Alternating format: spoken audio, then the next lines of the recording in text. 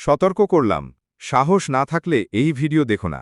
একটা ছোট গ্রামে পাকা রাস্তা ছিল না, ছিল শুধু মাটির পথ আর মাঝে মাঝে ঝিরিঝিরি নদীর শব্দ।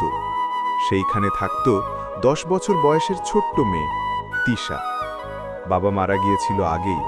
মা রান্না করে গ্রামে বেচে সংসার চালাতো। তিশা প্রতিদিন স্কুলে যেত খালি পায়ে।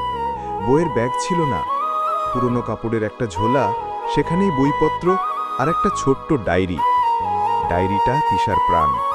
প্রতি রাতে মা যখন অন্ধকার ঘরে হাঁপাতে হাঁপাতে ঘুমিয়ে পড়ত, তখন তিশা জানলার পাশে বসে ডায়েরিতে লিখত, মা আজও না খেয়ে ঘুমিয়ে গেছে।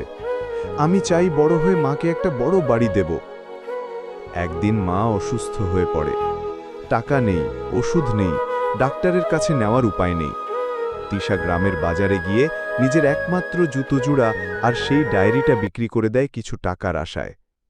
মায়ের মুখে শেষ হাসিটা ফুটেছিল ওই টাকায় আনা ওষুধ খেয়ে। কিন্তু ভাগ্যের নির্মমতা, সেই রাতেই মায়ের নিঃশ্বাস চিরতরে থেমে যায়। তিশা চুপ করে বসেছিল মায়ের পাশেই, কাউকে ডাকেনি। ভোরে দেখা যায় তিশা ঘুমিয়ে আছে মায়ের বুকের ওপরে। ঠান্ডা দেহ, চোখে শুকনো অশ্রু, তার হৃদয় থেমে গেছে। তার হাতে শক্ত করে ধরা ছিল একটা কাগজ, সেই ডায়েরি থেকে ছেঁড়া পাতা। যদি আমি না থাকি, তাও তুমি ঘুমাতে যেও না, না খেয়ে মা।